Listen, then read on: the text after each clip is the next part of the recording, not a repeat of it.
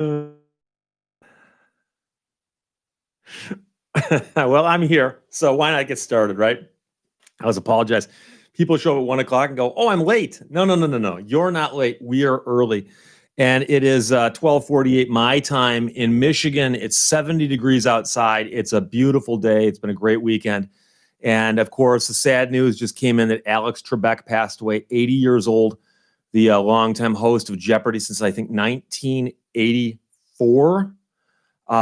So one of the most beloved people on television, and you forget, the guy's a game show host, but he was just apparently universally liked. Great guy. So, sad to hear that. Haven't watched Jeopardy in a little while, simply because I just stopped watching, but there's a time where I watched it religiously, and I know that many people did. So there you go. But, it's 10-1 on a Sunday. Jared 1701 just checked in. Good afternoon, everybody. Good afternoon, Jared.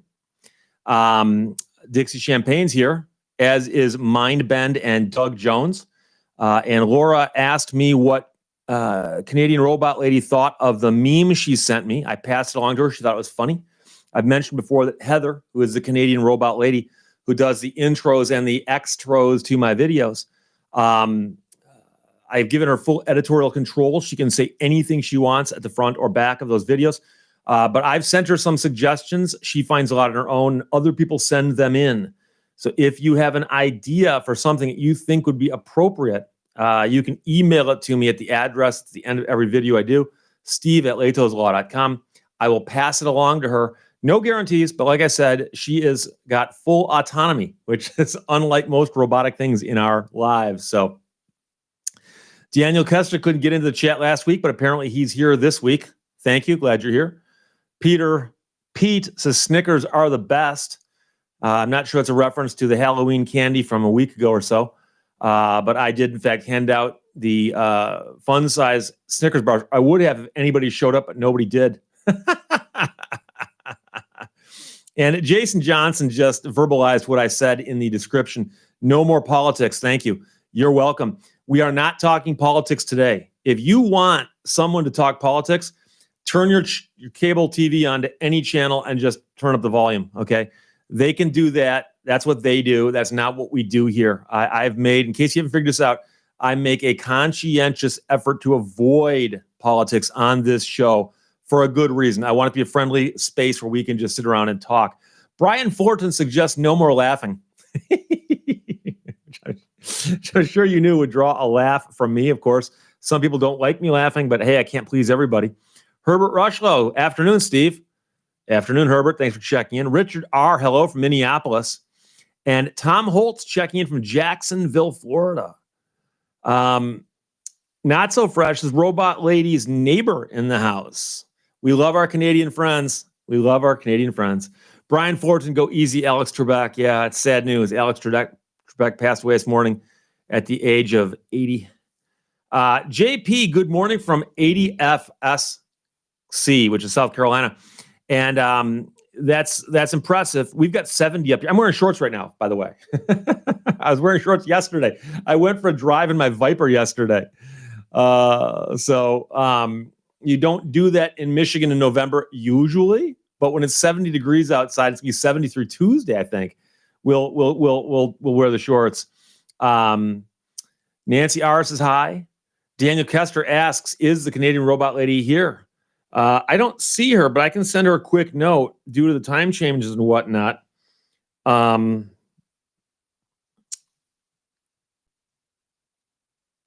not sure if it's on her radar. Of course she's got radar. Why wouldn't she? Bob Summers, I come here for good conversation. Well, good. If you guys can provide one half, I'll provide the other half. Hollywood Slim 1 checking in from Philadelphia. Thank you for checking in. See, I smiled, but I didn't say anything. I could have said all kinds of things. D. McGee says 278K in Scotland. What's the question if that's the answer? Hammond Egger, good morning from 94904. I'm guessing it's out west someplace. Was in the face says Michigan is where the old people live. Old people. Well, we got some here, but I can't imagine that there's more old people here than, say, in Florida. That's where all the old people tend to migrate to. Oh. JR Physics says, Steve, good morning from the small part of Napa County wine country that did not burn yet. Yeah, you guys, again, stay safe out there. It's tough. Chevy Mustang smoking a pork roast in sunny Bay City. I might be able to open my window and check it out and see if I can pick up the scent wafting my way. A pork roast in sunny Bay City. For those who don't know, Michigan's like this. You should know that by now. And the thumb of Michigan's up here where Bad Axe is, where I lived for a couple years. And then Saginaw Bay is what's formed right here. And right at the bottom of Saginaw Bay, there's a river mouth, but that's Bay City. And Bay City is a neat little town. They often refer to Bay City, Midland, Saginaw as the Tri-Cities. And there's actually MBS Airport for Midland, Bay City, Saginaw. So, not so fresh. This is 10 a.m. here in Robot Ladyland. Remember that Jimi Hendrix had an album called Electric Ladyland. And it wasn't Kirsty McCall, but somebody had an album called Electric Landlady. So, love a good play on words. Dixie Champagne says Florida is where old people go to die. NYC is where old people go to live it up. That's funny. You know, I know people who live in Florida, and they'll tell you that there's an influx of New York license plates, New York and New Jersey. On preferably, they tend to be more so, I believe, on the eastern coast along the Atlantic side.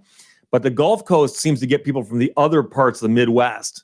So the Illinois plates and so show up on the Gulf Coast. But I don't know how mathematically accurate that is, but that's what I've heard. So Boycott watches Bad Axe. Is there a good axe? Bad Axe is one of those place names I don't think anybody expected to actually stick. And it did.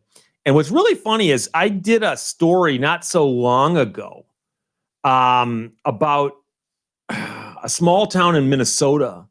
And I said, unless you lived in a small town like that or Bad Axe, you don't understand how small towns can be.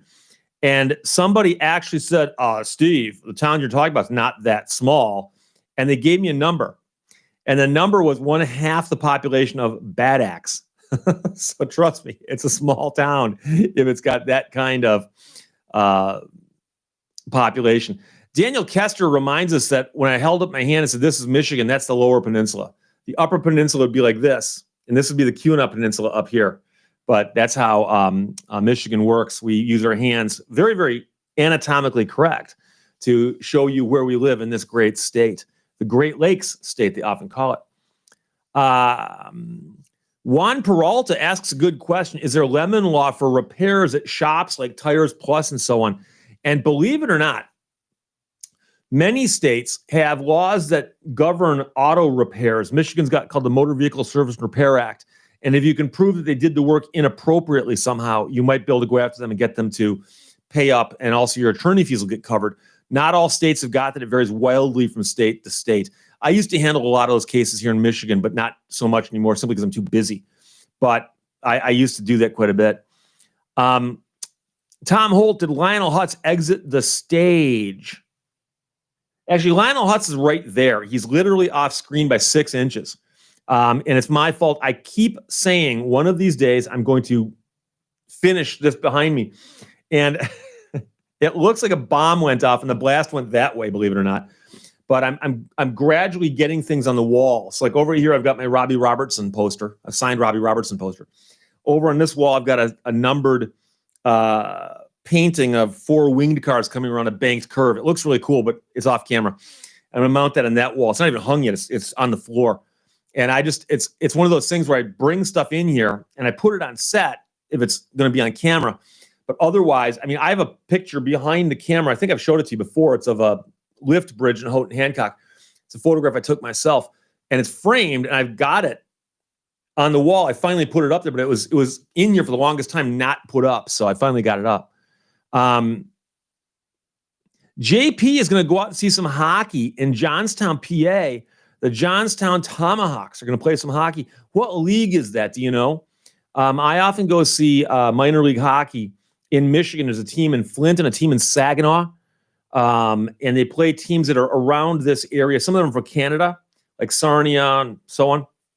But I love minor league hockey. You can go to a game, sit in really good seats, yell at the players, and they might yell back. Because it's just, you're so close. You're so close. And you can't get those kinds of seats or reactions without paying a ton of money in the NHL. 2000 MCR, my saggy pants are now back in style. Well, it's not so much they're back in style, they're just legal now down in Opalaka. By the way, people have asked me about the Gatorade today. Today it's iced tea. It's iced tea. It's a little bit bigger, and I don't know. I just felt like in the mood for iced tea. Benjamin, really, the Flint Generals are amazing, except they're not called the Generals anymore. They're now the Flint Firebirds. The Flint Firebirds, but they were the Generals. They're also the Spirits. These teams move around, change their names, and so on.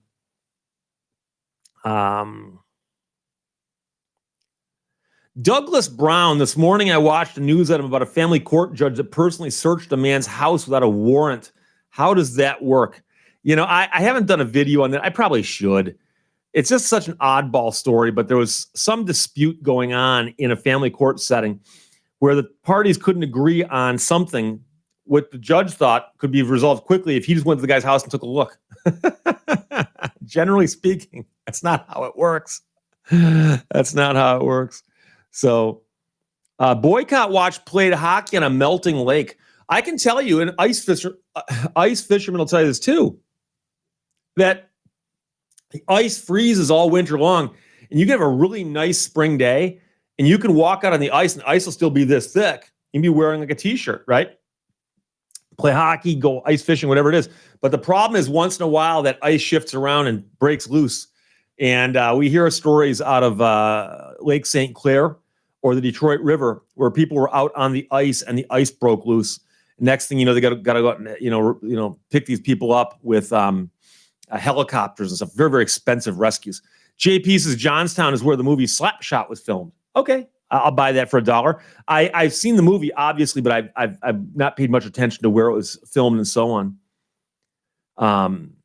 Dave Beddoes checking in from Canada, working today, listening while traveling between service calls. Cool. Richard R. is off to see the Vikings versus the Lions. The Lions won that one game 2 weeks ago, and they did it in spectacular fashion. They were down with 1 minute, 63 seconds on the clock, and they won this game, and it was like a highlight reel, the last 61 seconds of the game or whatever it was. And the next week they came back and just, they lost again. They just lose. And so it's those little flashes of brilliance that keep people like, oh, maybe. Nah, no. So, Justin McBride says, Steve, I'm not sure if you've done a full video on fighting, parking, and traffic tickets, but I picked up tips in various videos, and thank you. I won my motion to dismiss a parking ticket. Cool.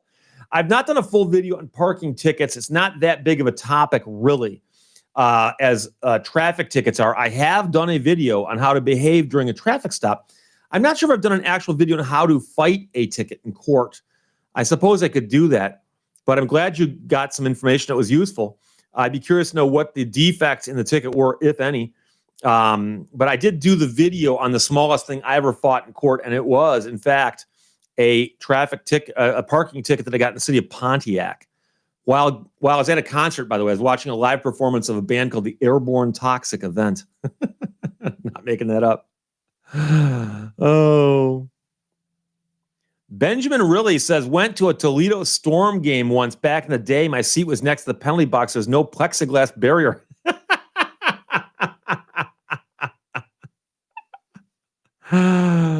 Oh, that's just ripe with comedy. I went with my friends to a Flint Spirits game back when they were called the Spirits in like 1987, maybe.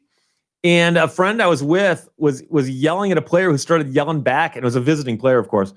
And it got to the point where this player was angry, and as he walked out the tunnel to go underneath the stands, my friend leaned over and yelled at him, and the guy spit on him. Minor league hockey. Duncan Campbell, hey, Steve, from Melbourne, Australia. Sorry I'm late. I was heating pizza. Well, that is a very, very good thing to be reheating this time of day. So I'm here. I'm with you. Matthew Shostrom says, what will our overarching conversation be for the day? It could be history, World War II, Karens, scams, invasive creatures, or other. Well, unfortunately, we got to cross World War II and basic history off the scorecard. We've beaten that one to death. So we got to move on. Once in a while, the live stream just goes wildly off course. And I remember one entire episode back in the early days where we spoke about pretty much nothing but Gilligan's Island. So Jason Johnson says, yeah, spitting on him sounds like a Seinfeld episode. That's actually kind of funny because that actually was something I thought of when I saw that Seinfeld episode years later. But it was crazy. Joe 65 points at Tesla now has its own brand of tequila. Yeah, I saw that pop up. Apparently they got really cool bottles it comes in too. Jeremy Hanna went to a Flint Generals game in about 97. I went to a whole bunch of Flint Generals games. I've been to a bunch. I worked in Flint for a while, and I used to get free tickets from the radio station. They were always hoping I'd talk about them during my shows and so on. Mind Ben says anything but politics. There you go. Hap Newsom says Seattle has an expansion NHL team named the Kraken. What do fans call themselves? Crackheads. K-R-A-K. We're on it. Oh, Duncan Campbell, it's 5 a.m. in Australia. Fresh pizza is likely to show up anytime soon. Eric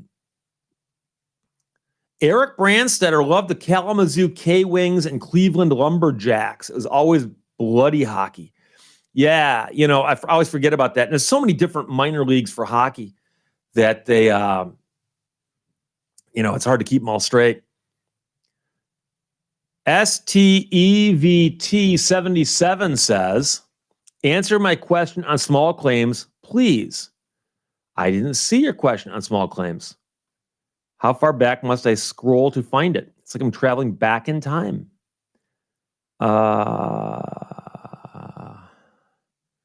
I don't see the question, my friend. I'm sorry. Oh, I emailed you a question on small claims and you never responded. Okay. I'm not going to dig through email right now. Sorry. You're going to have to either re-email me, or you could ask it here. I don't know how sensitive the question was, and I apologize. I try to answer every question I get. Unfortunately, this last week was a bit hectic, I think, for everybody. 1.21 gigawatts, or JJ Watts, asks the question that many people are asking: is Harbaugh toast after MSU and Indiana, regardless of the Ohio State result? Here's the thing. This season, by the way, Canadian Robot Lady has checked in. Good morning, all from the snowy Canadian prairies. This season almost shouldn't count. And I'm not saying that to protect Harbaugh. I'm saying that to protect everybody. I think that there's going to be so many weird results in the Big Ten because the Big Ten was told specifically there's no football this year. No football. So people started scrambling, making other plans. And then all of a sudden they came along and said, oh, you know something? We'll have a half season. So now these guys got to scramble to get back. And college football looks easy, but apparently it's not. And so I think, unfortunately, this entire season is going to be a write-off for almost everybody. But I understand. And again, I'm not making excuses. I do like Jim Harbaugh. I do like him. But I think that this season would be a rough one to grade him on. But I'm just one guy. I didn't even go to U of M, so can't really say. Hey, dude from Elyria, Ohio. And just as I touched it, it jumped.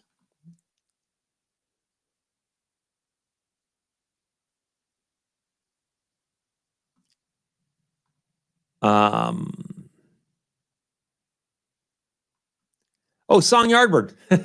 I knew it was somebody I know. I'm like, pretty sure. I thought I saw something. Oh, boy. JP and the Canadian Robot Lady are discussing temperatures in Celsius. You guys may as well be speaking another language. Oh, wait, you probably are. Yakov Suvorov Can you make a comment about predictions Tesla will have on lemon laws with their unorthodox no dealer selling and sparse service stations? Will they blacklist unhappy owners? Two different questions, okay? First thing I can tell you is that many people complained that Tesla was doing repairs and calling them goodwill. And people were saying, well, that's going to help them avoid the lemon law. Lemon laws in most states don't address whether it's called goodwill or warranty. It simply says if you bring it in and complain of a defect or condition, if they attempt to fix it, that's an attempt. They only get so many attempts, and then it's a lemon. So it doesn't matter what they call it. They could call it a gift from God. They could call it a Christmas present. It doesn't matter. Now, will they blacklist unhappy owners? I don't know. Right now, I think they're selling cars as fast as they can build them. But how long can that last? I don't know. So we'll see. Speaking of email, what's the latest email scam you have been on the receiving end of? Matthew Shostrom. I haven't seen anything that interesting, although I just shot a video that goes up tomorrow morning about a variation that somebody sent me and said, "Hey, Steve, I haven't seen this one before." And they sent, and I hadn't gotten it myself. I'd heard of it, but he had the actual email, and so boom. So I did the video that'll go up tomorrow. Steve T77, I'll email you again. Please do. And make sure you get the correct email address. Go with steve@lehtoslaw.com. John L. Gendron, did you know that Alex Trebek died today? Yes. At the very top of the show, we mentioned that 80 years old and beloved. Just it seemed like a very, very nice guy. Mindbend, anyone here remember the old Olympia Stadium in Detroit? I have a Dearborn Day puck from 2/27/71. I forgot what year the Olympia came down, but the Olympia was where they played hockey before they had the Joe Louis Arena. Obviously, Joe Louis Arena is now gone. So that was back in the day. But it's a while ago, 71. Mark Hoover, I emailed Steve from 2 different addresses. Assumed he was either busy or got caught by the spam filters. That could be, and I apologize. I do tend to dig through my garbage before I empty it, the virtual email garbage. And I skim the subject lines, and I only open emails that look like there's a possibility that my spam got too aggressive, my spam filter.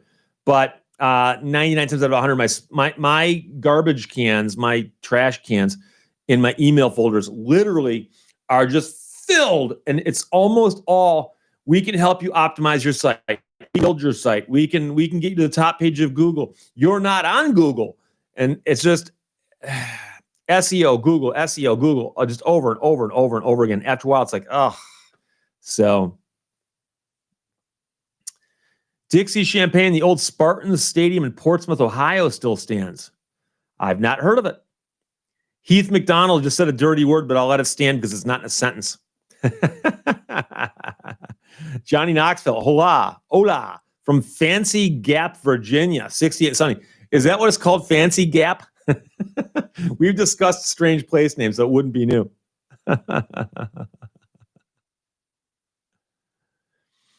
Ilya Alawa, and I'm probably butchering the name, and I apologize. I'm a Finn from Sweden, and even I know of Alex Trebek. Rest in peace. Wow, that's a good cultural thing to know, because I don't know how many of those kinds of shows are exported, and I don't know how many are exported into different languages, for instance. And I do know that, for instance, because Finland and Sweden have their own languages, imagine that a lot of American television wouldn't translate really well, except I do know that there's also very large English-speaking populations over there, people who can speak it as a second language. So I would be curious about game shows, because the problem with a game show is so much of it's cultural that I wasn't sure if it would translate well over there or not. So it's good to know that you know about the guy. He's one of the guys from America that we go, yeah. And I understand he's not, I think he's Canadian, but I as a good representative of the culture over here would be Alex Trebek. Was just a great guy. So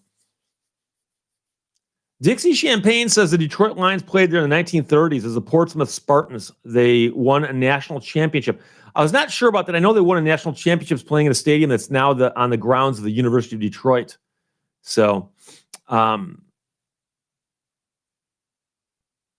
Joel Kirschman received a really lazy scam email the other morning. They simply said something such as, "We have to discuss an important matter over $10 million. Contact us immediately." You're right. That one's really lazy. But I mean, at this point, isn't the old "I am the president of the National Bank of Nigeria, and I'm trying to figure out how to offload $100 million in $5 bills or whatever"? Isn't that lazy? I don't know.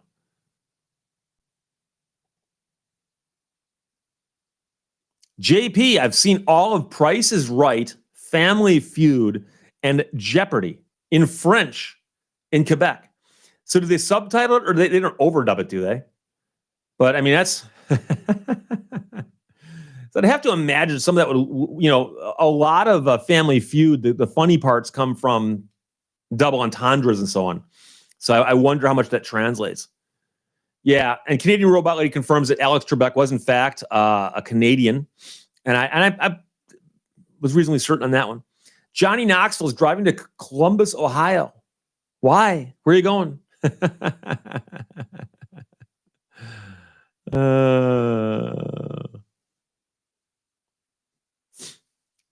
Ilya says, pretty much everyone in Sweden speaks English, and we live under an Anglo-American cultural hegemony.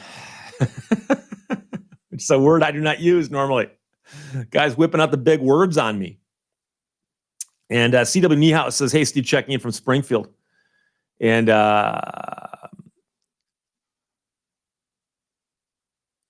Brian Fulton says, "I believe that the show Alex hosted, which would be Jeopardy, is franchised to other countries, and they shoot their own content in the same format." So that makes sense. It's kind of like Survivor.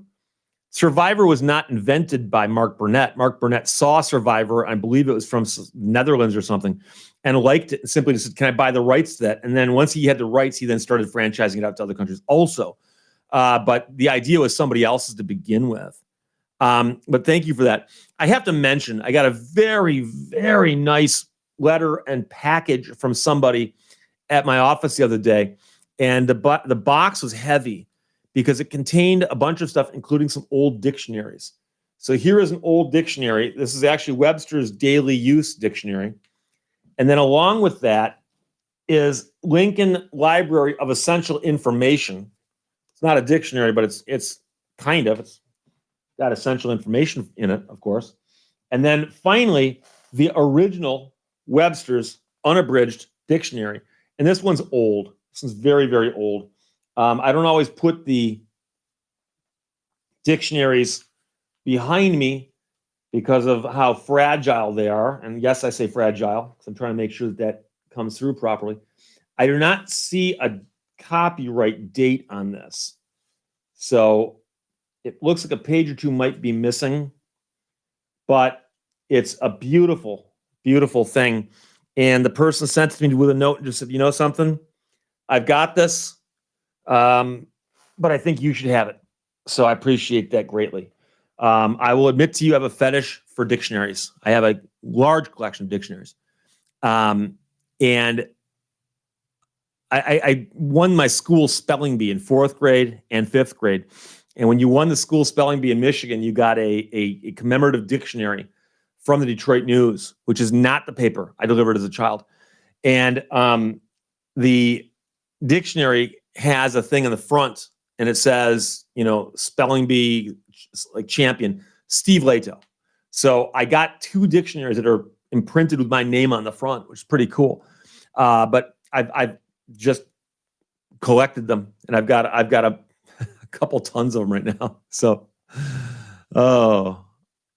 I love words, obviously. So, Tom G, if you won the spelling bee, why would you need a dictionary?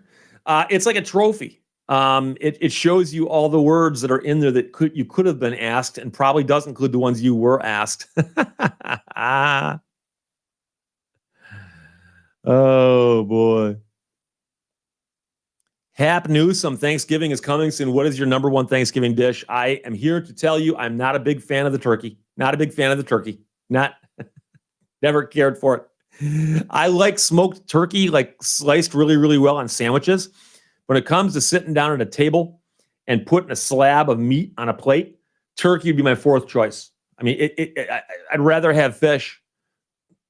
I'd rather have a steak. But on a holiday, I'd go with the honey baked ham. I really like honey baked ham. So it's not uncommon that starting right around mid-November through Christmas, I get all honey baked hammed up. So there you go. John McClure. Hey, Steve. Any relation to Troy McClure? Bender Fender says deep fried turkey with where the skin is black is really good. I've never had a deep fried turkey. I've heard about it. I know it became a fad a couple years ago. So that's something. Jason Johnson says turducken. Is that turduncan? JJCEO40. Where did Daniel Webster get his definitions from? That's an interesting point. And by the way, there is a movie out that doesn't quite do it justice, but is a book called The Madman and the Professor about the creation of the Oxford English Dictionary.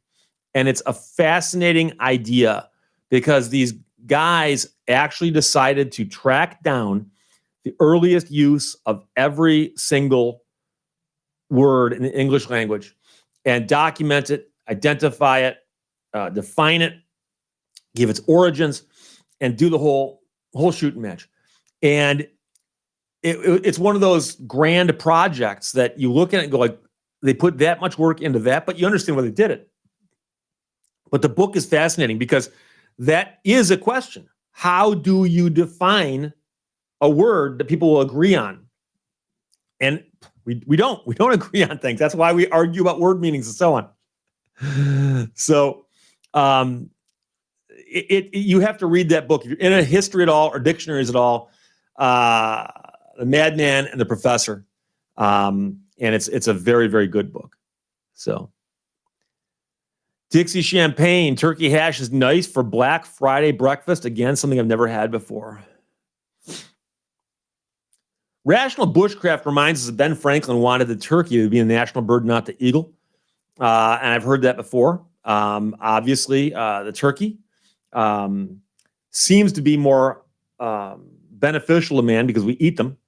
Eagles fly around. We look at them. They look cool. Eagles, however, look better on a coin. See, that's an eagle on the back of a 50-cent piece. So Jason Link, greetings from Mount Pleasant, Michigan. Love the channel. Well, thank you for checking in, my friend. Mount Pleasant is the home of Central Michigan University and a bunch of other really cool stuff. CMU's library's got a really nice archive, and among their holdings are the personal field journals of Douglas Houghton. And I studied them to write a book about him, and I've actually held them in my hands and read them while wearing gloves. So, yeah.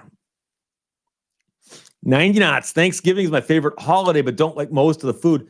Here's the problem, and I agree with you on this, that I've been to the big festive Thanksgiving feasts, like you see, where a family gets together, invites everyone over.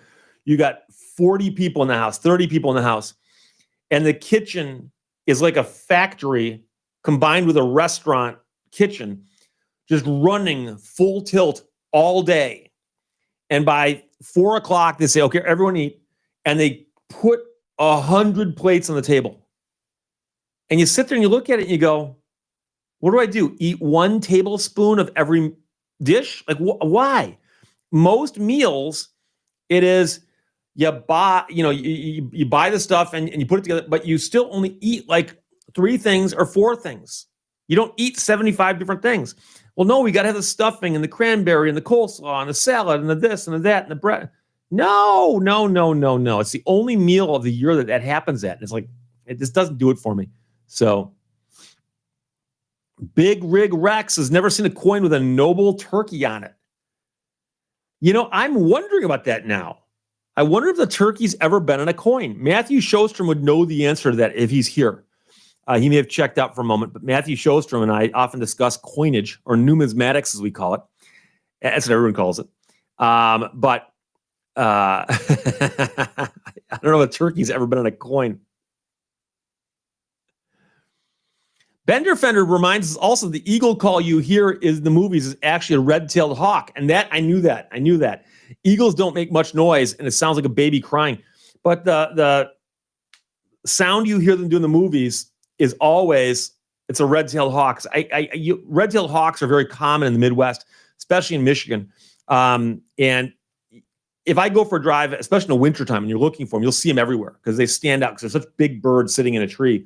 But red-tailed hawks often make that screeching sound, but they always use it in the movies as just any bird, you know?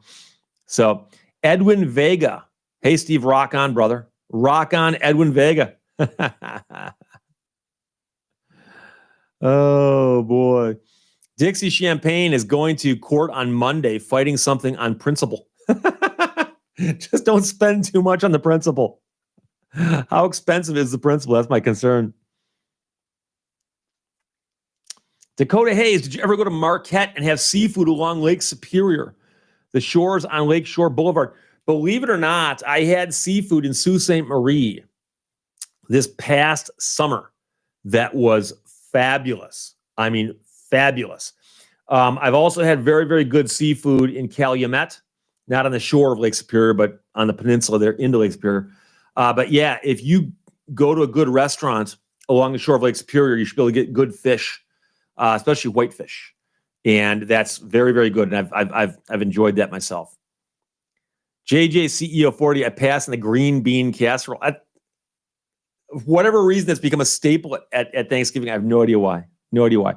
Song Yardbird loves the stuffing and mashed potatoes and green casserole. Well, again, stuffing to me is like, mashed potatoes are year round. Why? You know, so. Oh.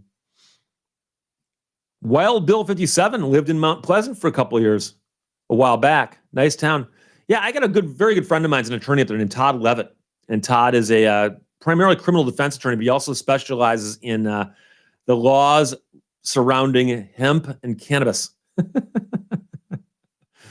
And apparently he can spin that into a living. So there you go. Jim C., Waterford, Michigan here. Thank you for checking in, my friend. I love Waterford. Drove through it just the other day.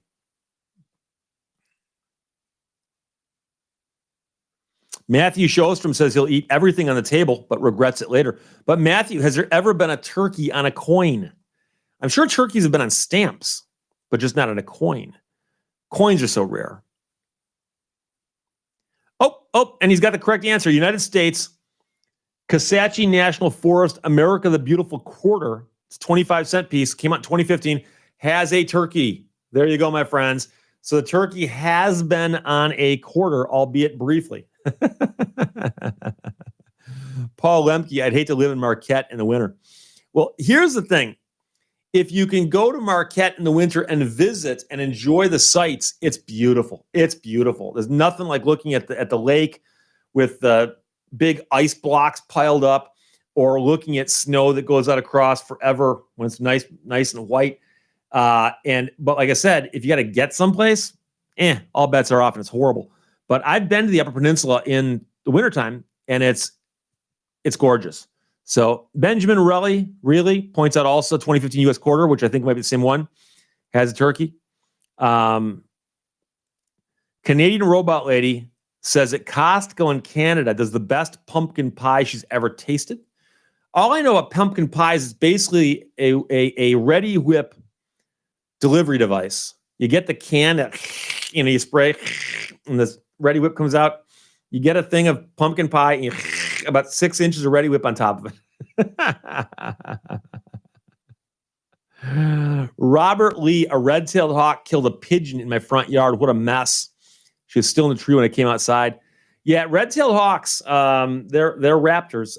You'll often see them along the road. They'll be sitting in the trees watching the medians or the center.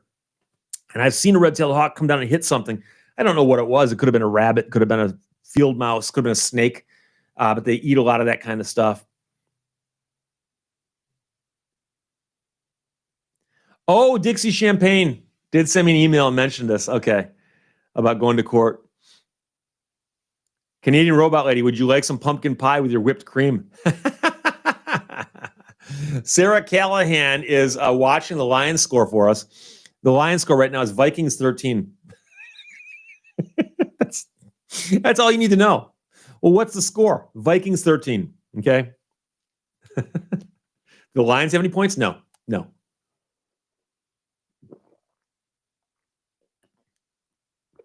Douglas Brown says pumpkin pie sucks when compared to pecan pie.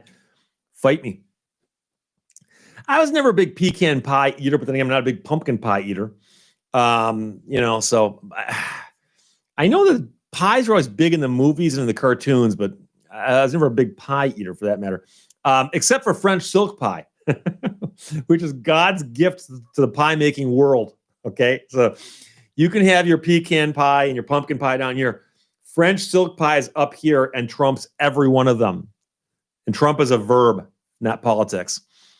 Bogdan Engel, math is hard. It can be. Jason Johnson reminds us that apple pie somehow has become synonymous with America, along with baseball. Chris Woodhouse agrees. Here in America, it's apple pie all the way. Duncan Campbell, I like roast pumpkin. In America, pumpkins are known for three things. We make jack-o'-lanterns out of them for Halloween. We take the pumpkin seeds out of them and we kind of heat them and salt them and eat the pumpkin seeds. And then, of course, pumpkin pie. Beyond that, I don't know a darn thing about roast pumpkin, but I'll believe you. Cheesecake, Dakota Hayes points out, is the best. James Reese asked, is it iced tea? Yes, it is. Yes, it is. I'm just using an Ice Mountain bottle, but I'm drinking iced tea. Ask Jim, do the ships stop going past Detroit in the winter time? I know that the Great Lakes freighters stop shipping in the wintertime. They generally get off the lake in November, and they stay off until the ice breaks up. And the problem is that a big ore boat like the Edmund Fitzgerald, they can't risk losing something that big. So they're usually very careful about when they start opening up shipping again to boats that size. I'm not sure about the Detroit River when the last boats will show up there, but I suspect that it pretty much does shut down. So Paul Lemke, now I'm getting hungry. Jared 1701, French silk pie for the win. There you go. Lee Harvey, buttermilk pie is a forgotten delicacy. I'm unaware of buttermilk pie. I'm aware of buttermilk, but Chris Woodhouse, air cannons and pumpkins go well together. Yeah, also, I've seen those guys do the catapults that throw pumpkins. That's something. Jason Johnson, squirrels eat fermented pumpkins. Do they get tipsy off of it? I'd be curious about that. James Reese, iced tea is probably better for you than Gatorade. It probably is. Gatorade is basically Kool-Aid for athletes.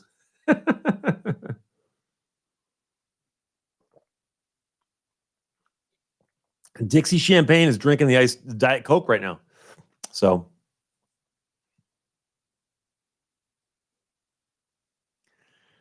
Johnny Knoxville says that Gallagher says that iced tea in the winter is dumb. Really? Mr. Phil, 1969, says he looked and there was a Civil War token with a turkey on it. In the North or South? Interestingly enough, there were Civil War tokens issued that looked like coins, but they're privately minted. Many of them were. I've actually found one with a metal detector. And so because they're privately minted, you put anything on it you wanted. So Jason Link, how did Ford keep his iron ore ships delivering year-round to the Rouge plant? I don't know that they delivered year-round via ship. Keep in mind that the iron ore coming from the Upper Peninsula or Minnesota could come by train also, I think. Song Yardward, I think buttermilk pie is an Amish or Pennsylvania Dutch thing. Interesting. I have to look into that. William Burnett's mother made some rockin' sweet potato pie. I have to admit, I've never heard of that. So, Betty Boop's grandmother made the old-fashioned mincemeat pie. I'm not sure what that is.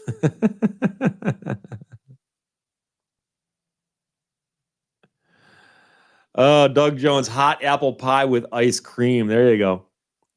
Now, I'll admit, I've had a apple pie in my life on many occasions, and I'm reasonably certain on every occasion I got it with vanilla ice cream. So I think that is an important factor in that.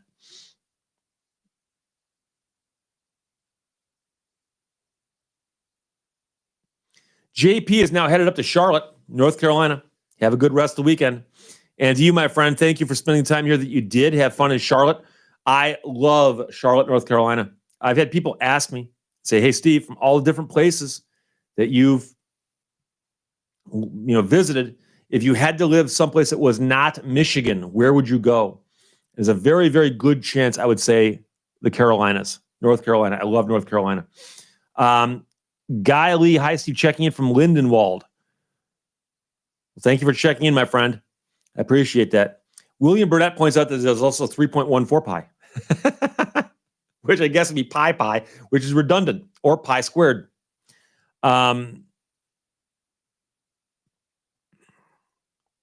Eric Brandstetter, buttermilk pie is a Pennsylvania thing, more towards Lancaster and central PA.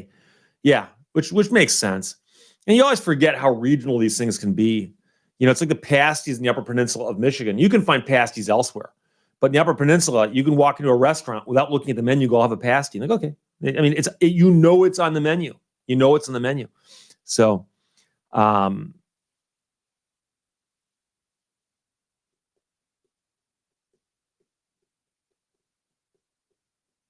Niehaus, don't forget the Yorkshire pudding. I'm not sure what that is. JJ CEO 40 says the John Boy and Billy morning show broadcast from Charlotte. I assume you mean Charlotte. I'm joking. In Michigan, we've got a town called Charlotte. I'm not kidding you, and it's spelled the same as Charlotte, but in Michigan they say Charlotte.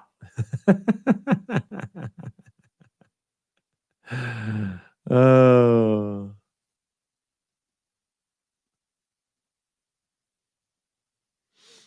FDSS says Steve Lehto has never had sweet potato pie. What in tarnation is going on here? It's like a crying shame. I live an hour from Charlotte. If you ever come down, I'll have to show you a good Southern meal. Yeah, sweet potato is not really part of the vocabulary in Michigan that often. So, Jeremy Hanna, I like my pie with pepperoni, mushroom, and double cheese. That's not a bad combination on the old pizza pie. David Hastings, rhubarb pie made by his Polish grandmother. Yeah, rhubarb. It's, again, there's a few foods out there like that, and rhubarb is one of them. I don't know of any other function that rhubarb has besides making rhubarb pie. I'm sure maybe it's used in something, but beyond rhubarb. And it's there. C. Vogt says, has anyone found Ben yet? And I actually, I can see Ben myself, and several people have. So you have to take a look. FTSS, I live an hour from Charlotte. Where? In Charlotte, in North Carolina. I've been there a few times. Besides going to Charlotte itself to do research, I also spent time in Hickory, visiting the Motor Speedway several times. Guy Lee, do you play chess online? No, I don't. I watch chess videos. I enjoy chess. I read books about chess. Don't play a lot of chess, though, unfortunately. I'm fascinated by the game, though. Absolutely fascinated by it. And by the way, for the 2 or 3 Finns in my audience who know these things, I'm reading a biography of Sibelius right now. Sibelius is a Finnish composer who composed Finlandia, which is not the national anthem of Finland, but it is the spiritual soundtrack, for lack of a better word. It's a piece of classical music, and then there's a section at the end that is just gorgeous. Most Americans would recognize it as being the tune to which Be Still My Soul is sung to. It got co-opted for that, but it has words in Finnish that were put to it later, but Sibelius simply wrote it as a orchestral piece, but it's absolutely beautiful. And he is a huge, huge figure in Finland. And I know a little bit about him, and I was poking around one day and I saw somebody recommended, they go, here's the biography, it's this thick. Here's the biography of Sibelius. So I'm reading it right now. So it's fascinating. Jay Vogt, do you have an eye in the back of your head? Kind of, because right now I have a screen in front of me that shows what my camera is showing me, which is showing me behind me. So there's the Tucker, there's the Viper, 89X, KRLQ, WABX, and so on. And the bills behind me. Ilyas says, Agadmator's channel is great. Yes, I agree with you. He's the guy I watch. I love that guy. Agadmator, Agadmator. His name is Antonio something or other.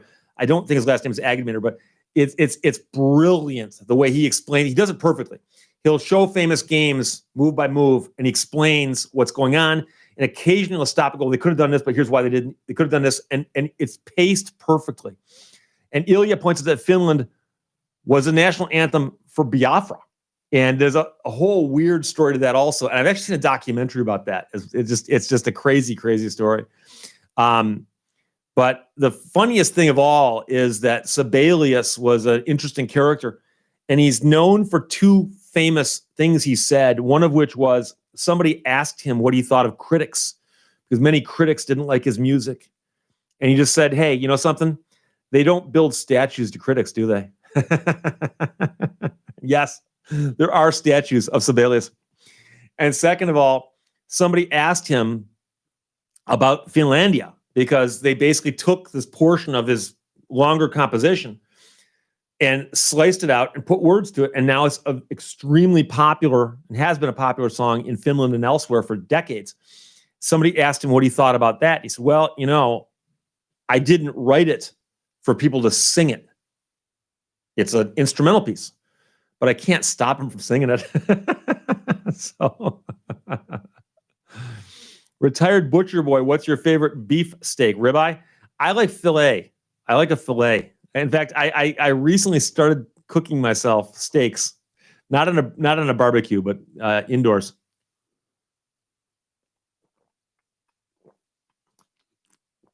JJCEO40, have you ever had a Vegemite sandwich? No. But if I ever visit the land down under, I will. That, of course, is a reference to the song Down Under by Men at Work. But I have heard stories about it. But I suspect it's a very, very Australian thing, very similar to how, like, Spam was an American thing. I know Spam is now worldwide. I'm talking about the meat itself, not the bad emails. But Spam is one of those things where many people are like, what is that? And then later they develop things you could do with it. But Guy Lee, can I purchase a copy of the Timothy Masters documentary from you or anywhere? I cannot find it. The documentary that I'm in is called Blackstone's Equation. It was made by a filmmaker out of Colorado. I don't know that it's available anywhere. I look it up by that title, of Blackstone's Equation, a reference to Blackstone, the legal commentary guy, who famously said it's better to let 10 guilty men go free than to imprison one innocent man. But the problem with the whole Timothy Masters story is the book was published by Penguin, and they took it out of print. And I don't know why, and so we're looking into right now getting that book republished, and I think we're going to. But I did appear in that one documentary, but like I said, it was not ever broadcast as far as I know, and as a result of that, it's harder to get your hands on. I don't think it's on YouTube, for instance, so I don't know that that's available anywhere right now, for which I apologize. Jeremy Hanna votes for the porterhouse. Yeah, I mean, I like other steaks, but if I go to a restaurant, I'll often get a filet. So,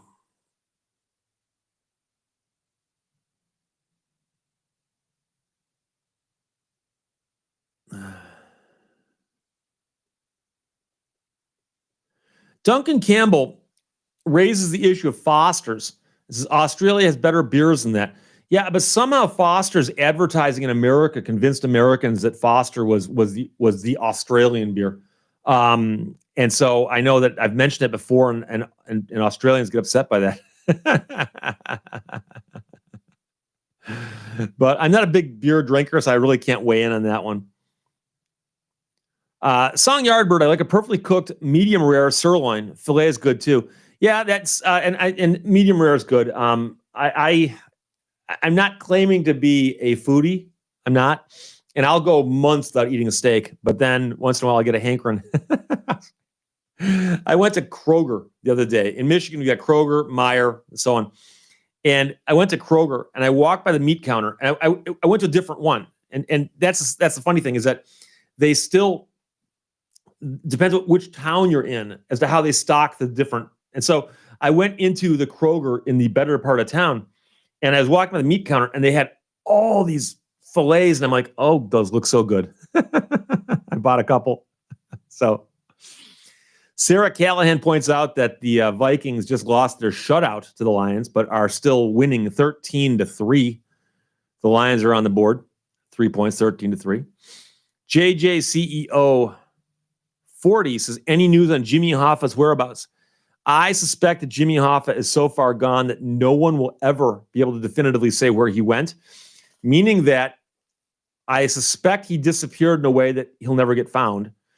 So the only way you could ever solve it would be if someone came forward and said, here's what happened, and they have some definitive proof. And there have been some guys who came forward very, very late in life or as they were dying, such as the guy who wrote the book, I Heard You Paint Houses, which was made into a movie. And he claimed that he had been there and so on. But I doubt it will ever get solved. That's one I honestly think will never get solved. And here's the thing. I used to drive by the restaurant where he disappeared. It was called Macus Red Fox, or Macus Sly Fox. But it was one of the Macus Fox restaurants at Telegraph and 15 Mile or Maple Road, Michigan. And I used to drive by it every single day. I mean, literally every single day. And I remember when he disappeared, it's like he disappeared from there. Like, it's not that often that stuff hits national headlines. It happens in your backyard. But, you know, I doubt it will ever get solved. So there you go. Fred Hill says, without politics, can we discuss the difference between the state Supreme Court and the U.S. Court of Appeals? Is one a better way to go or the other? Now are both paths you can go to the U.S. Supreme Court? And that's an interesting question. I don't want to get too heavily into it's not politics, it's legality here, law. And what you have is we have a federal system, U.S. Supreme Court, courts of appeal, and then federal district courts. And a state system, state Supreme Court, state courts of appeal, at least in Michigan, and then trial courts. And so if I file a lawsuit and it's one Michigan resident suing another Michigan resident over a breach of Michigan law, that gets filed in the state court and works its way up. If I have federal jurisdiction, and that can arise a bunch of different ways, but let's suppose that a person in Michigan got injured by somebody who is out of state and there's enough money involved or a question of federal law, you can file it in federal court. And as we know, you file the case, and if you lose, or if the other side loses and they don't like it, you appeal it, and you climb the chain heading up towards the top. So a lot of people have heard that if you get to the state Supreme Court and still lose, you can theoretically appeal to the U.S. Supreme Court the same way you can appeal there from the courts of appeal in the federal system. But you don't always have the choice of which one you're going to file in, because some cases will wind up in federal court on their own. And some cases, if you file in federal court, will get kicked back to state court. So there's so many different ways that can happen. But generally speaking, if you have a federal question, an actual issue involving federal law or the Constitution itself, I suspect that federal courts would be the better way to take it up. But again, I remember in law school reading cases that came up through state courts and cases that came up through federal courts. I don't know there's one way or another that's better than the other. I think it's more likely most people aren't planning on what to do when they get to the Supreme Court. Most people think, I want to win this lawsuit.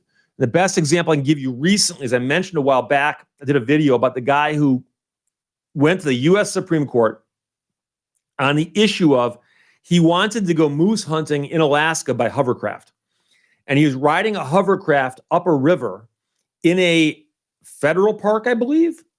And a ranger stopped him and said, what are you doing? And he goes, I'm hovering up the river to go moose hunting. And the park ranger said, you can't do that. And so because of the dispute, the man filed a lawsuit in federal district court in Alaska. I think that's where he went. And along the way, he wound up in the U.S. Supreme Court. And I believe he spent millions of dollars pursuing his case. And the U.S. Supreme Court finally came down on his side and said, no, he's allowed to do that. And I'm not going to get into it now because I did a whole video on it.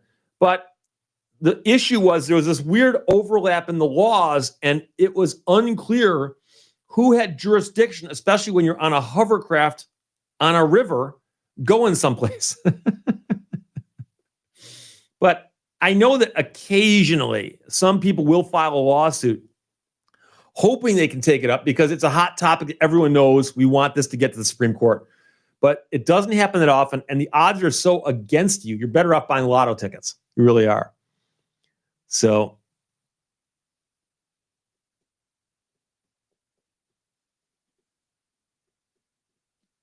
SubGR77 says that Jimmy Hoffa is the bottom of a very large lake. No, I don't even think that's the case.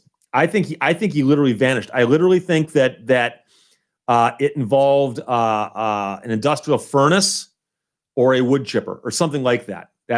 I think they finalized that. Boycott watch. I think Jimmy Hoffa is still trying to get the correct change in a Michigan toll booth. I'm not sure of any Michigan toll booths other than the ones on the Mackinac Bridge. Now, Indiana is another story altogether. Okay, so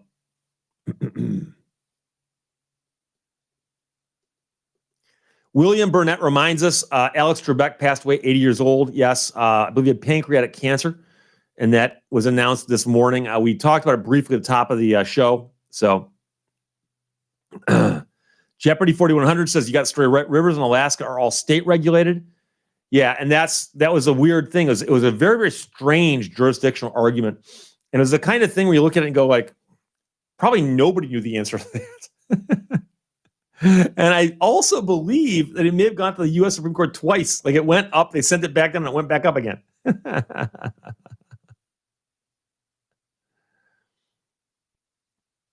Fred Hill, Steve, thank you for a signed book of Death's Door. I got the second edition. I hope so.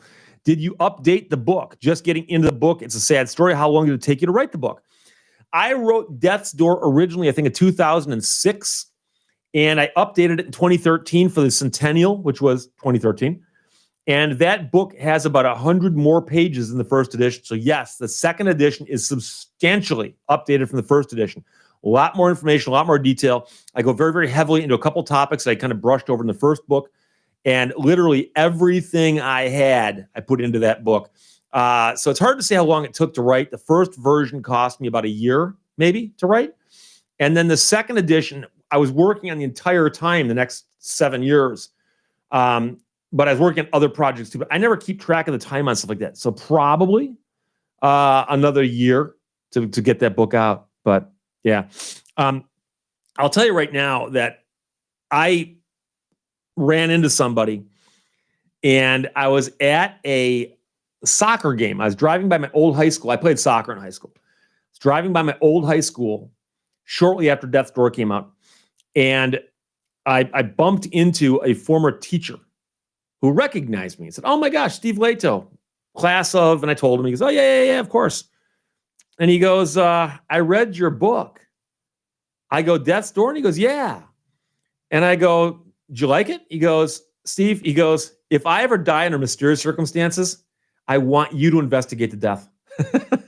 So I took it as a high compliment.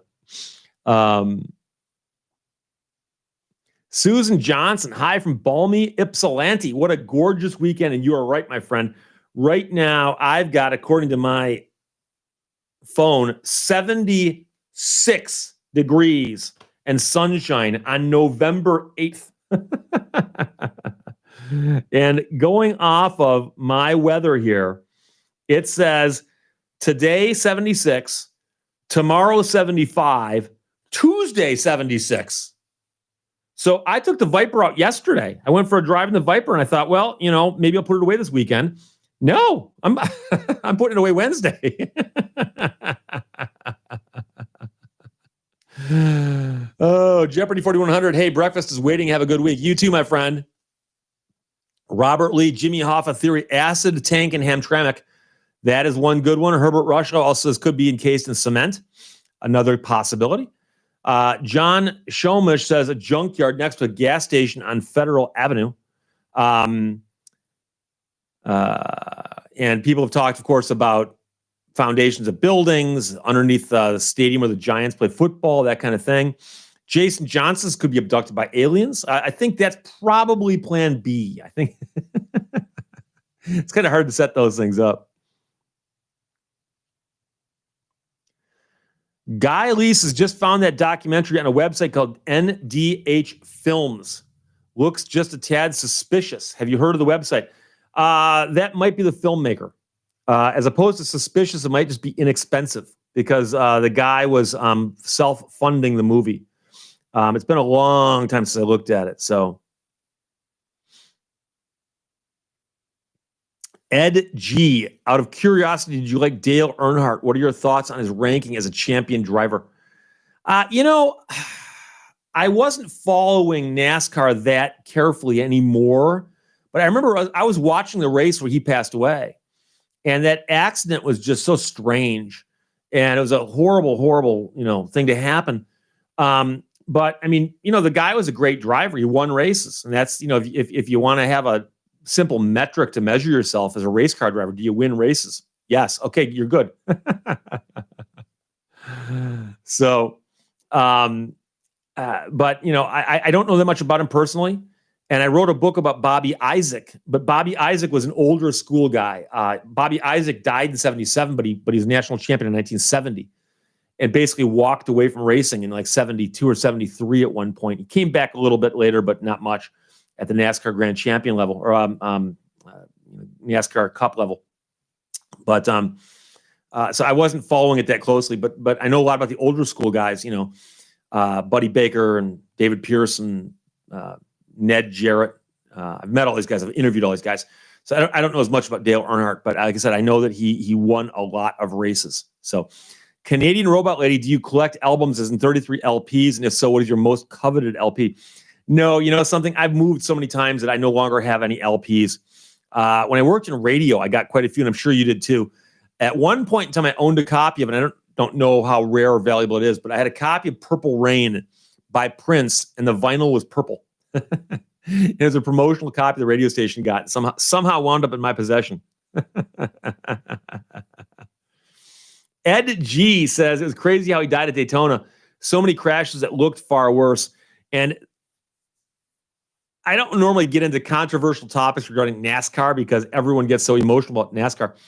But people forget that the year that Dale Earnhardt died, it was at Daytona, and it was obviously an early race in the year. And NASCAR had just introduced a new aero package. They introduced a new aero package. And the aero package they just introduced slowed the cars down a little bit. And they said, what's going to happen is these cars will be racing closer together. So you'll have these long trains of cars. And of course, if you have an accident, the accidents involve more cars. And so there were a whole bunch of accidents that race. And I think partly because of the new aero package that NASCAR had introduced. And in the wake of the aftermath, the aftermath of him dying, in the wake of that, not many people mentioned the connection between the new aero package and all the crashes that day. So I've always thought there's a connection.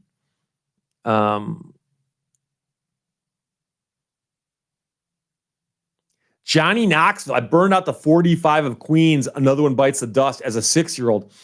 I can tell you that a friend of mine had the album the Don't Stop Me Now. Mr. Fahrenheit is on. And I remember playing that over and over again. I like that one. So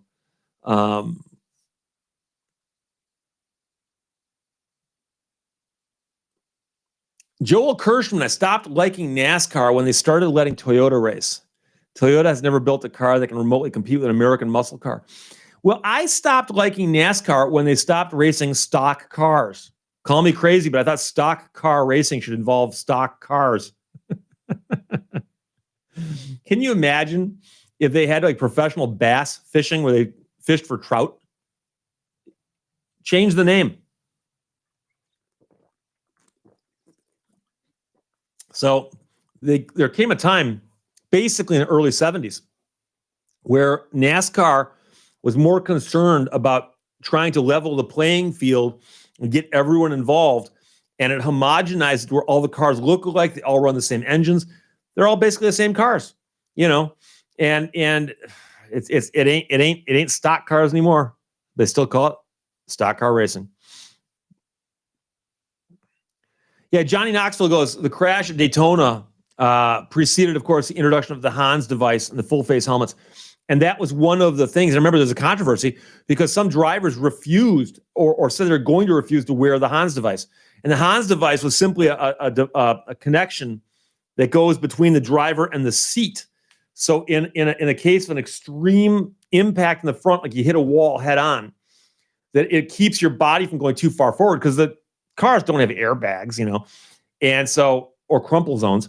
And so that's actually a very good safety device. And there's some people who just didn't like them.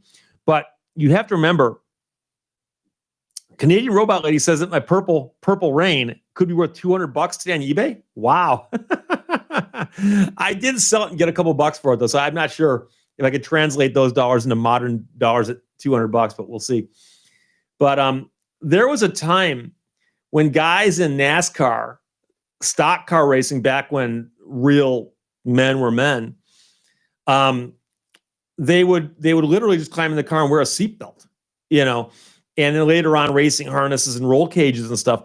But there was a time when those cars, if you saw them, and I've gone and looked at them, I've written books about them. It's scary. You look at it and go, it's a death trap, but it's a fast death trap. Song Yardbird likes the demolition derby. Yeah, that's a whole different sport altogether. Mike Osra wore out his Kiss double platinum 8-track. 8-track. Don't forget, I got an 8-track on the set, my friends, which is Disraeli Gears by Cream. And again, it's got Strange Brew, Sunshine of Your Love, Mother's Laments, Blue Condition, SWLABR, Take It Back, World of Pain, Dance the Night Away. Wait, Dance the Night Away. I thought that was Van Halen. Outside Woman, Tales of Brave Ulysses, SWLABR, and We Are Going Wrong. So those are the good old days, the old 8-track tapes. I actually had an 8-track player, a little portable 8-track player. What a stupid investment. Johnny Knoxville, I love the open face helmets and bubble goggles. Yeah, those are the days. The guy takes the goggles off and he's got the circle around his eyes. Kurt Webb says the NASCAR investigation into Dale's death listed factors in his death being his habit of wearing his belts loose and not wearing a full face helmet. He was the last to do so.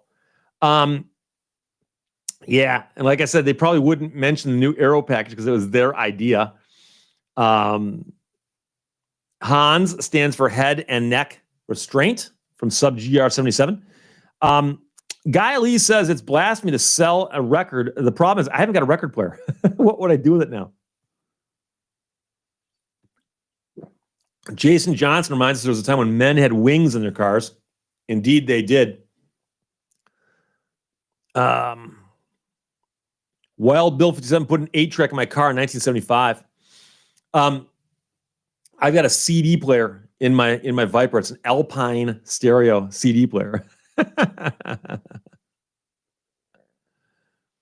Fred Hill, let us know if you republished the Timothy Masters book.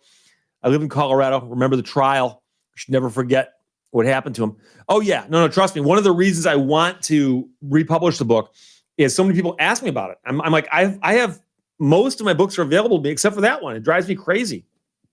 So we'll do it. Mark Heil, I wore out my neck 8-track listening to My Sharona. But there's also the song Good Girls Don't, which is great as well. Of course, the knack is from Detroit, or Michigan at least, Detroit suburbs. And My Sharona and Good Girls Don't were radio staples here, as they would say. It's kind of funny because they got played in the rock and roll stations here. I suspect, it would be considered new music in that sense. Jason Johnson, I worked installing Alpines is that Ann Arbor? That was back. Do you remember the Pioneer Super Tuner? The Pioneer Super Tuner. You get this big thing about yay big. That's the face of it, right? And it would go back, and it was called a Pioneer Super Tuner. And it was not digital. It had a big dial on the front, and you could tune it. It was an FM tuner. And you would tune the FM around, and then it had a couple other buttons on it and stuff. But it was a super tuner for some odd reason. And so I can tell you that in my Dodge Charger, my 69 Dodge Charger I had in high school, somebody sold me a super tuner cheap, real cheap. It may have had loose wires hanging off the back. I don't know. And my car had an FM radio in it, but I thought, I can't pass up an opportunity to have a super tuner. So I figured out a way to stick the super tuner into my glove box. And that allowed me to leave the car looking like it had nothing but the factory stereo, which no one's going to steal. And I'd get in my car, pop open the glove box, hit the super tuner, and listen to my rock and roll. Buff Del Campo, remember the super tuner well. The super tuner was one of those things. There was just something about being a high school kid back in the late 70s, listening to the FM stereo radio stations going, I bet I can get better fidelity in my car if I invest some more money. As if it matters. Jason Johnson, yeah, in Ann Arbor, Alpines. Also like the super tuner. Carl's Corner says there's a song called Nine Coronas as opposed to My Sharona. Bob says, at different times in my cars, I've had a 45 record player, a 4-track player, a 8-track player. So I've seen cars in the old days that actually had record players in them, but I can't imagine they worked really well because the roads weren't as good back then as they are now, and they're not that good now.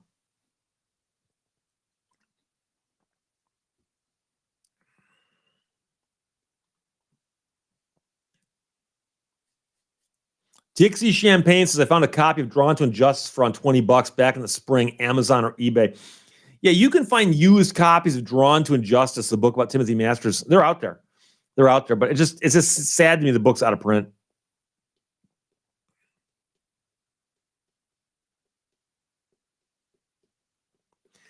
D. Wood has a question that Canadian Robot Lady or others might be able to answer. Speaking of Sibelius, which you spelled correctly, by the way, is it true that some Canadians consider Stan Rogers' Northwest Passage as, in essence, a second national anthem? Stan Rogers is a wonderful, wonderful singer, Canadian, and he's got some great stuff, often about going to sea and so on. I would not know about that, but Heather would know.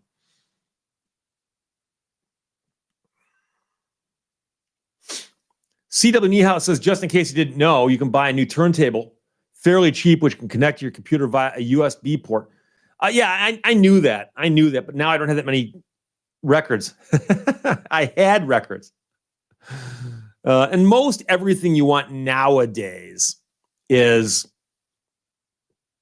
available digitally.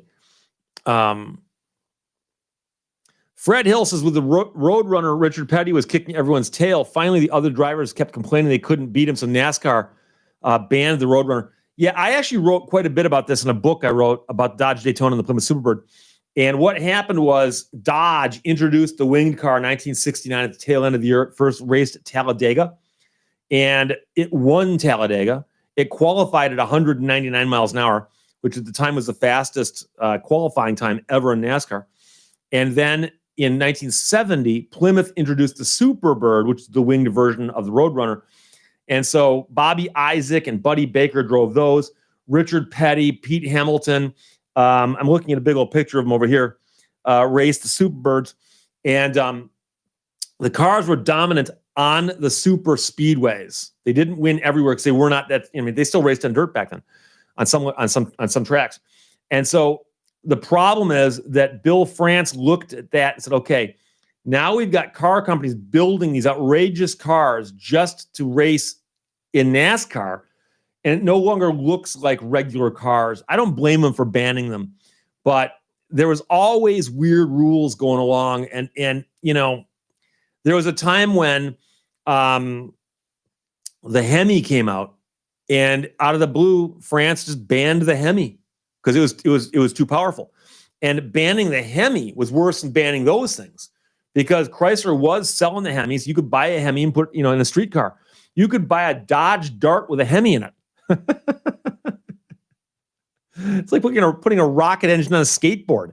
But NASCAR's always had these weird issues with the love-hate relationship between them and the car companies, because the car companies wanted to race their cars, make the cars look good, but if they couldn't win, they didn't want to race. General Motors wasn't involved in racing in NASCAR for years, so there's a reason why in 1969, 1970 it was Ford versus Chrysler. GM wasn't even there. There were people racing GM products, but they didn't compete. They were not competitive. So it's crazy. Canadian Robot Lady says that O Canada is number one. And by the way, and I've mentioned this before. I've mentioned before that O Canada is one of the most beautiful national anthems there is. If you watch an Olympics and you catch a lot of national anthems from other countries, many of them are not catchy. Many of them are not that memorable. And I mean, I like the U.S. national anthem to an extent, but I think the Canadian national anthem is absolutely gorgeous.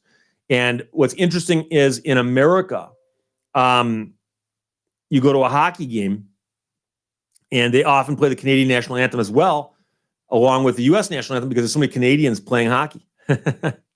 So I hear it a lot. And whenever I hear it, that's a beautiful national anthem. So I'm trying to remember. Oh, I'm not going to be able to find it. I'm trying to remember what the song by Stan Rogers that I really, really like.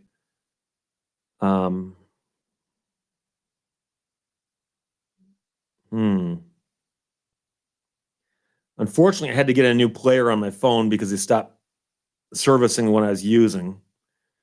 Don't get me going. Hang on.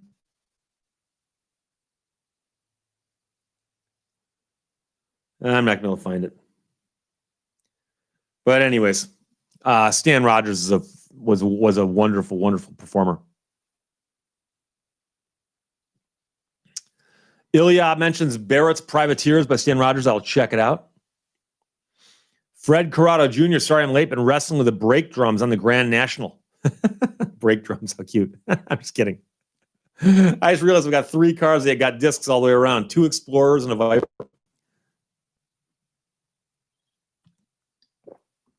Scuba Stevie says, "Oh, Canada lyrics were written in French. English lyrics are totally different, not a translation." Really? I did not know that. Are they radically different? In other words, a different meaning, different theme? I'll be curious. I mean, I like the words to "Oh Canada" as well.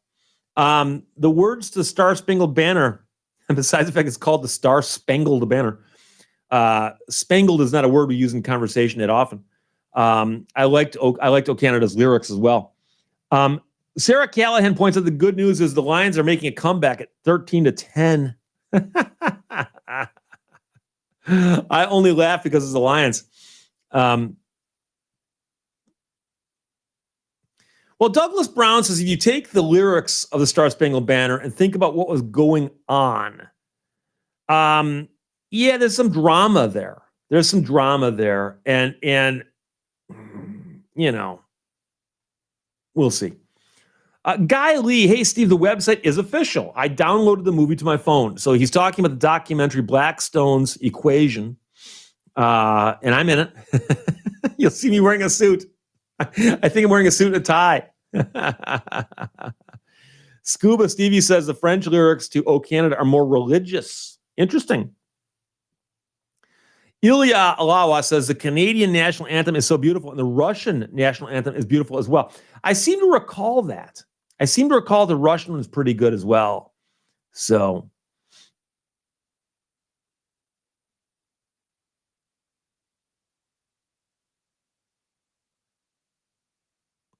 Betty Boop says, I always like God Bless America. I also like America the Beautiful. So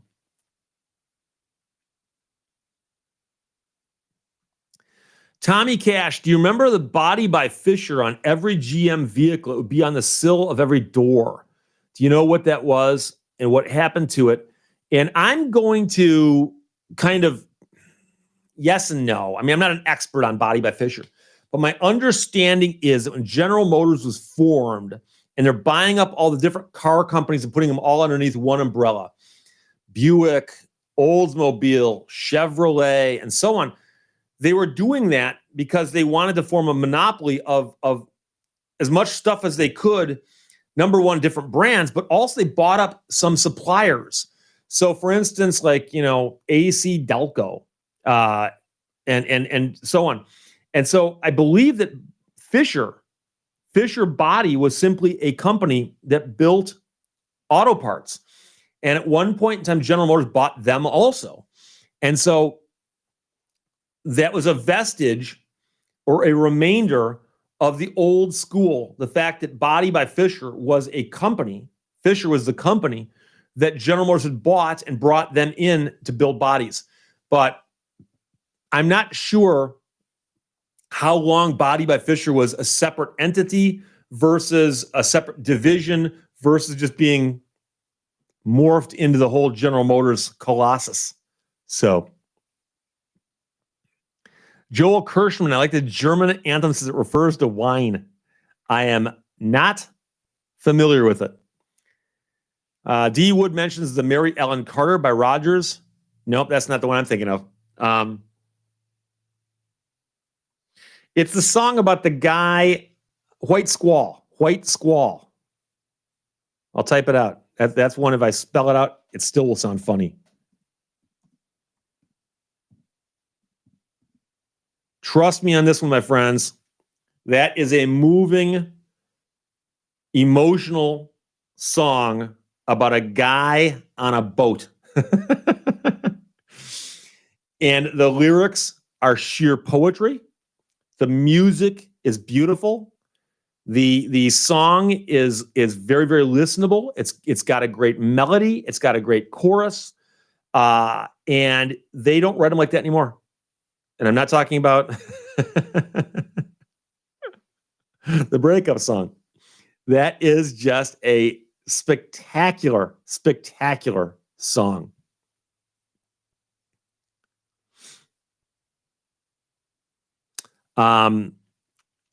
JFC Junior 01. Hi, Steve, checking in from Boston at work. Thank you for checking in, my friend. I appreciate that.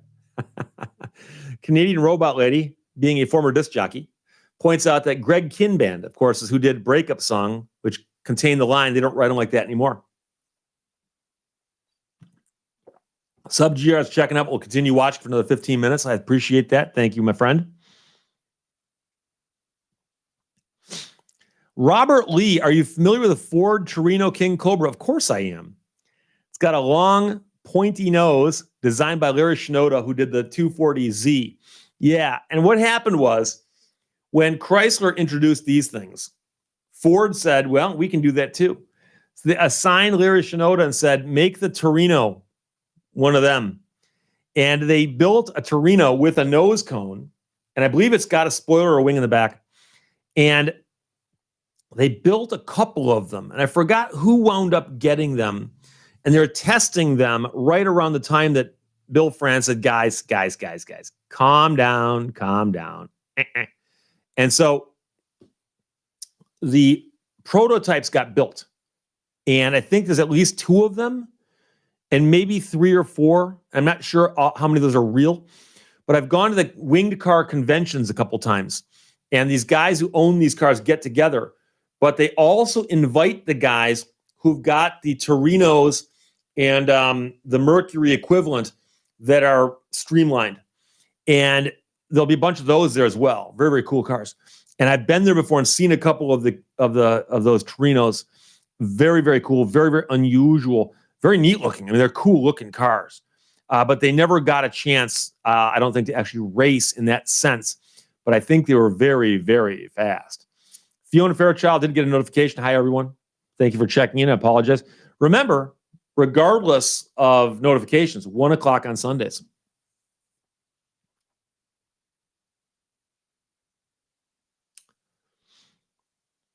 Carl's Corner. What about the Edmund Fitzgerald? What about it? Are we talking about the song? Or are we talking about the boat? Oh, D Wood. Lots of great music comes from Canada. Oh yeah. Oh yeah. We could talk about Canadian music all day long, but I think we've done that before. So, yeah, Buff Del Campo, the Cyclone Spoiler. The Cyclone Spoiler.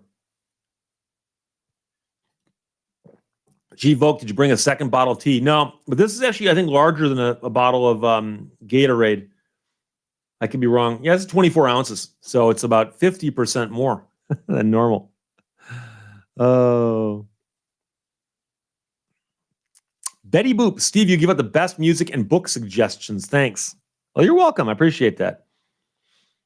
Fiona Fairchild, Burton Cummings, and the Guess Who, of course. I would also point out things like Looking Glass and the Stampeders, because I like some of that older stuff a little bit. Although Canadian Robot Lady, having been a DJ in Canada where they have Canadian content rules, which requires them to play more Canadian music than you hear in America, is familiar with all kinds of music that I had never heard of before. And luckily, she's tipped me off to some of that. There's nothing in my mind that's sadder than having somebody play you a song and go, listen to this song. You go, oh my God, that's great. And they go, okay, it's a band that broke up 30 years ago. And you're like, what? And so the guys in the audience who are from Australia, I think we've got a couple who might still be in the room. There's a band in Australia called Australian Crawl. And they had a bunch of hits, I believe, in the 80s. And then the lead singer, songwriter, guitar player named James Reyne, Reyne, left the band and went solo. And Australian Crawl's got a couple really good songs. And so does James Reyne. And I found this guy's music and I'm like, oh my gosh, this stuff is great. And then I realized that the band broke up 20, 30, 40 years ago. And then this guy's still touring, but unfortunately now he's like an oldies act in Australia. And I've seen videos of him playing in clubs. There's like 12 people in the room. I'm like, that's so sad. Robert Hodgins mentions the Who band, HU, from Mongolia. And I'm familiar with them. They had a couple songs that got a lot of attention very, very recently. Some great videos, HU. And Ilya also points them out. Nigel Carruthers points out that Bare Naked Ladies is false advertising. It was, and that was part of the joke. I think the joke was that they said, hey, if we use this name, everyone's got to say it. Hey, you heard about that Bare Naked Ladies band? Of course, the funny thing is that they actually put out good music, so they backed it up. Steve Pappas, David Willey from the Tank Museum just did a great video on the Rolls-Royce armored car. I'll have to check that out. I'm not. When I went to the Tank Museum, all I looked at was the tanks, primarily World War II stuff. So Johnny Knoxville is now crossing into West Virginia. West Virginia. I think John Denver sang about that, didn't he?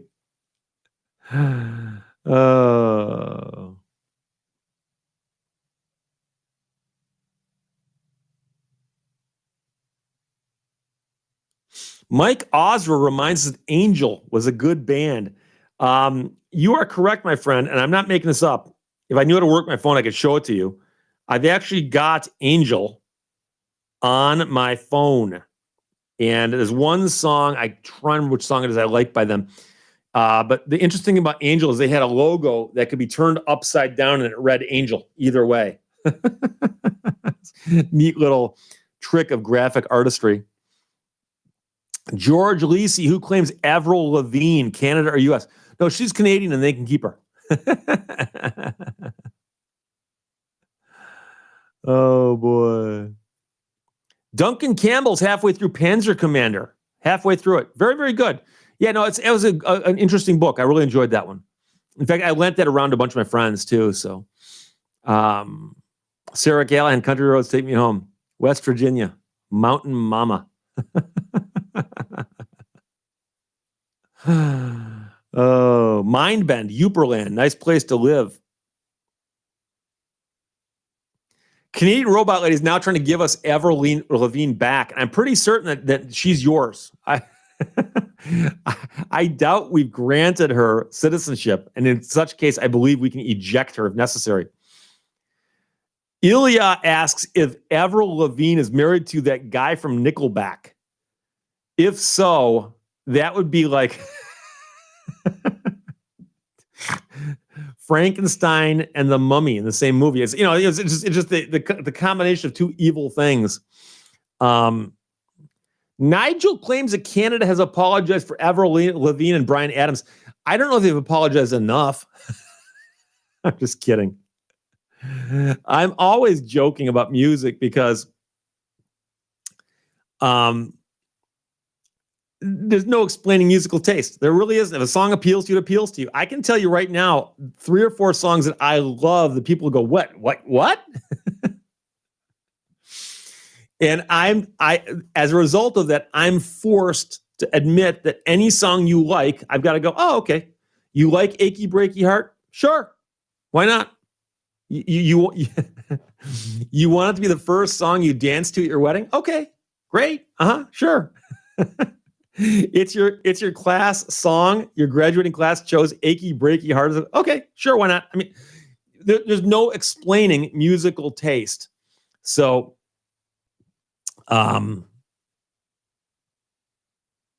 Duncan Campbell says, you call Mel Gibson Australian, but he doesn't have Australian citizenship. He was born a U.S. citizen. But was he born in America or Australia? Because remember, you can be a U.S. citizen but born elsewhere. But I know he's often associated with Australia. I think it's primarily more from the movies than anything else. But he's had some issues in the last few years. We'd rather he was Australian.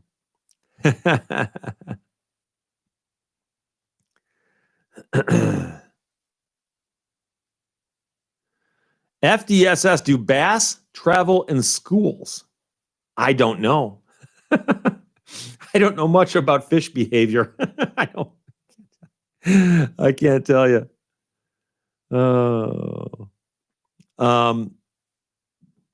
It's not me. 07 agree. Never let your friends or family complain about your musical tastes.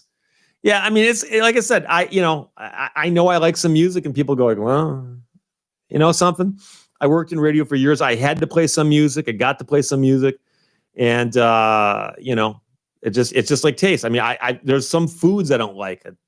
I don't blame you for eating them, unless they stink up the place. There's some smelly foods that no one should be eating.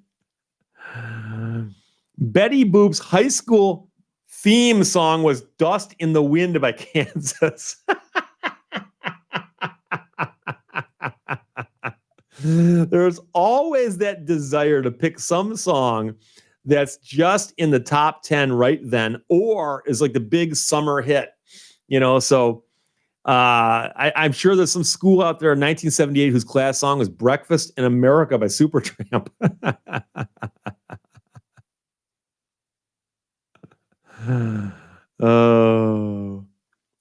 Chevy Mustangs is halftime, and it's Vikings 20, Lions 10.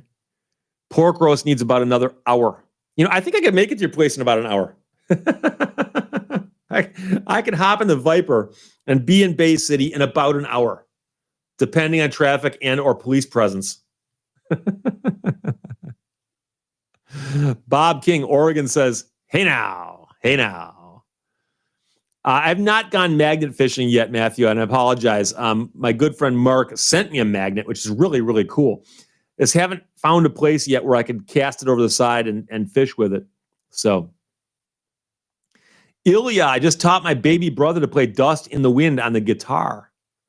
Brian Fortune, whoop, there it is.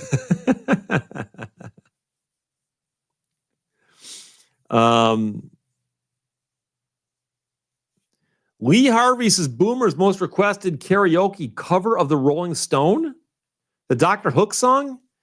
I find that hard to believe. There's other songs I would think, but then again, I've never gone to karaoke. I don't do karaoke. Mark Heil, what was the worst format or music you were forced to play as a DJ? Again, disc jockeys can never speak badly of the music they play, but at the time, it was like several hours of just fingernails and a chalkboard.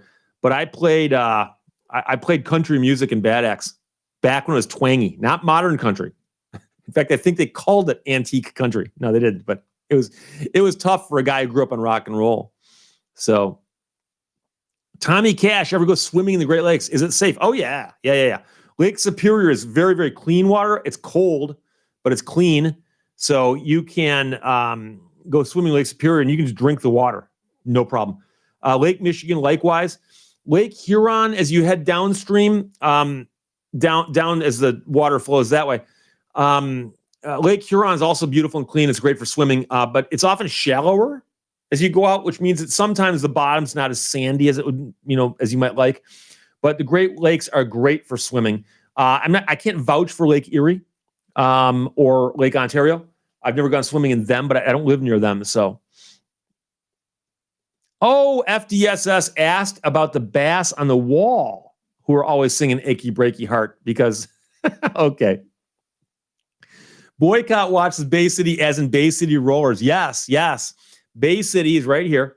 And that is allegedly where the Bay City Rollers got their name by throwing a dart at a map or some other random thing because they wanted to use an American town name because they thought that'd make them sound cooler. And somebody suggested Rollers, allegedly because there might be surfing there. Trust me, there's no surfing in Bay City. But the story is probably apocryphal. But yeah, Bay City is in Michigan. And the Bay City Rollers are good. I don't care what you say. Not just Saturday Night, which is a huge hit for them, but a song, The Way I Feel Tonight. It's a ballad. Ilya likes the twang. There's got to be some good Finnish country music, I would assume. I mean, I know you guys got the heavy metal over there, but Johnny Knoxville says Lake Erie may have caught on fire. I think the river that flows into it through Toledo, is it the Cuyahoga, has caught on fire. I don't think the lake itself has caught on fire, but the lake has had other problems with algae blooms, largely because of the amount of stuff dumped in the water from people's lawns, chem spray and so on. Boycott Watch says he thought that the Bay City Rollers were about San Francisco. I've never heard the reference to San Francisco. I've always heard Bay City, Michigan, an actual town called Bay City. So Knoxville, Johnny says, there's surfing in Marquette. There's some famous photographs of a guy up there who does go surfing in the wintertime, mainly for the pictures, because he'll get icicles hanging off his beard. But there's not a lot of surfing in the Great Lakes. The lakes do not create the kind of waves you need to do some substantial surfing. D. McGeese has never heard that theory till this channel. Which theory? About the Bay City Rollers? I find that hard to believe. How much research have you done on the Bay City Rollers? Oh, boy. This is where I wish I had a producer so I could hang on. So I know they're originally called the Saxons. See the history here. The Saxons moved out. Hang on. Longmuir threw a dart at a map of the United States, landing first on Arkansas. This did not meet anyone's approval, so a second dart was thrown. It landed near Bay City, Michigan. The band agreed on the name, the Bay City Rollers. Now, they do cite you then to footnotes 9 and 10. And let's see, external links, no reference. And link number 9 is the Bay City Roller who rued the day he became a pop star from Daily Mail. And 10 is the Great Rock Discography by Martin C. Strong. So I don't make this stuff up. I I have a head which is like a garbage can, but instead of filled with garbage, it's filled with weird factoids. Oh, and a working knowledge of the law. So there you go. John Doe, Shangalang. It's not me 07 says you need a sidekick or an intern. Brian Fullerton says Plaid was then copied by the Mighty Mighty Boss Tones. And by the way, I love them too. Mighty Mighty Boss Tones had the hit in 1991 or so. The impression that I get, probably the biggest national attention. They're a ska band from Boston, and they're fabulous. They got some great, great music, but again, it never quite caught on to the level that they would have needed to break through and get outside of their regional influence. But I love the Mighty Mighty Boss Tones as well. So I will have to sign off now because although I still have fluids left, we've been yakking now for almost an hour and 45 minutes. So I appreciate the time you guys spent with me today. And again, we've managed to avoid talking about politics. I'm amazed. I really thought I was going to have to shut some people down, and I didn't have to. So we'll be back next week, same time, same place, which is always Sunday at 1 o'clock. Until then, behave yourself. I'll talk to you later. Bye-bye.